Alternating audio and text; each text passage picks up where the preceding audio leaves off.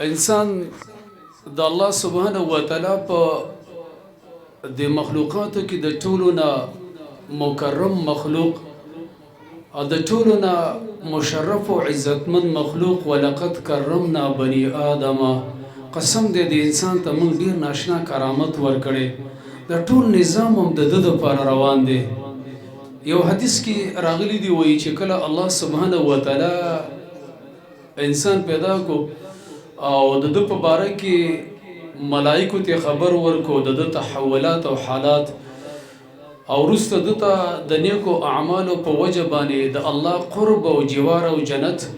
نو د ملائکو ویل یا رب انک خلقت بني آدم وانهم یاکلون ويشربون ويركبون وينكحون فاجعل لهم الدنيا ولنا الاخره.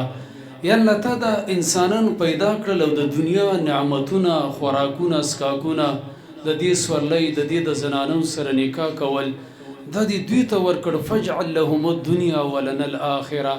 زمونږ او د دوی په مابینس کې تقسیم وکړه. دا دنیا دې دوی ته فاتې او د جنت آخرت نعمتونه مونږ ته راکا زمونږ دپاره وګرځوه. مونږ او د دوی په مابینس کې تقسیم وکړه. الله سبحانه و تعالی فرمایل کلا وحاشا داسې نه کومه زه نه ګرځوم هغه څوک او اولاد د هغه چا چې ما په خپل لاس باندې د خپل شان مناسب پیدا کړي په شان د هغه باندې چې هغه ما په کلمه د کون باندې پیدا کړي چې تاسو یې ملائکو. چرته بنی آدم چرته د آدم بچي او چرته ملائک دا چرته کېدی شي. یعنی الله سبحانه و تعالی د ته ډېر کرامت ورکړی. ته ډېر قیمتي ته ځان ته وګوره. ستا د عمل بدن نه چې کوم عمل صادریږي دا د نظام له حرکت ورکوي. ستا د دې عمل په وجه باندې ستا د دې اعمالو صالحو په وجه باندې د اسمان نه باران کیږي. ستا د دې اعمالو صالحو په وجه باندې الله رب العالمین خپل ارادې له حرکت ورکوي. یخني او ګرمي اوړی او ژمی دغه رنګې د نظام چې دا څومره تحولات دي یا انسانه دا ستا د اعمالو نتیجه ده.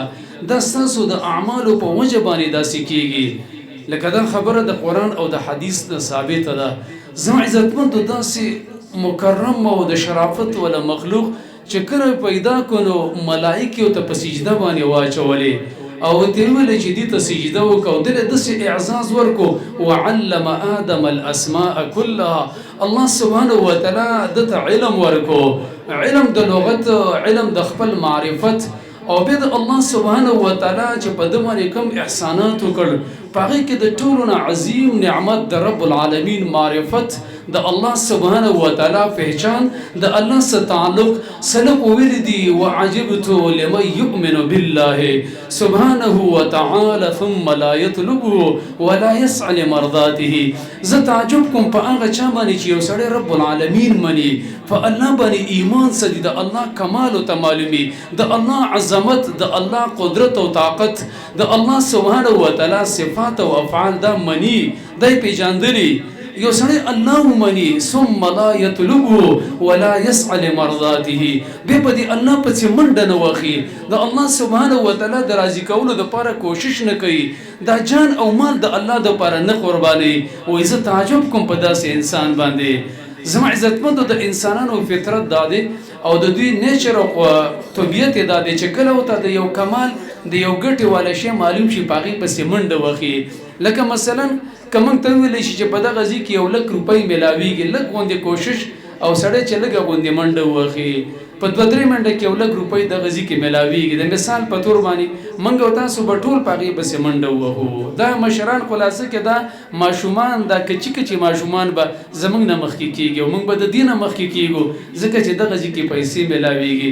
نو داسې چې الله سبحانه و تعالی کې کمال یو انسان وپېژني او د هغې اقرار او اعتراف وکړي او بیا د رب العالمین پسې منډه نه واخلي او د الله سبحانه و تعالی دپاره مجاهده نه کوي. دا څومره بې وفایي ده. دا څومره نمک حرامي ده او دا څومره د دې په سړیتوب نه پرېوتې خبره ده. وما اکثر هؤلاء او دا قسمه انسانان څومره زیات دي چې رب العالمین باندې ایمان راوړی د الله سبحانه و تعالی د ایمان باندې د ایمان اقرار او اعتراف او دعوه کوي او بیا داسې د غافله د ودو زندگی تېروي. په دې الله څه پروا هم نه وي. واخطر الامراض انا في حياة الانسان الغفله عن الله عز وجل. د ټولو نه خطرناک مرض دا دی، د ټولو نه خطري مرض چې یو سړی د خپل رب نه غافلی او د الله سبحانه وتعالی د راضي کولو کوشش نه کوي.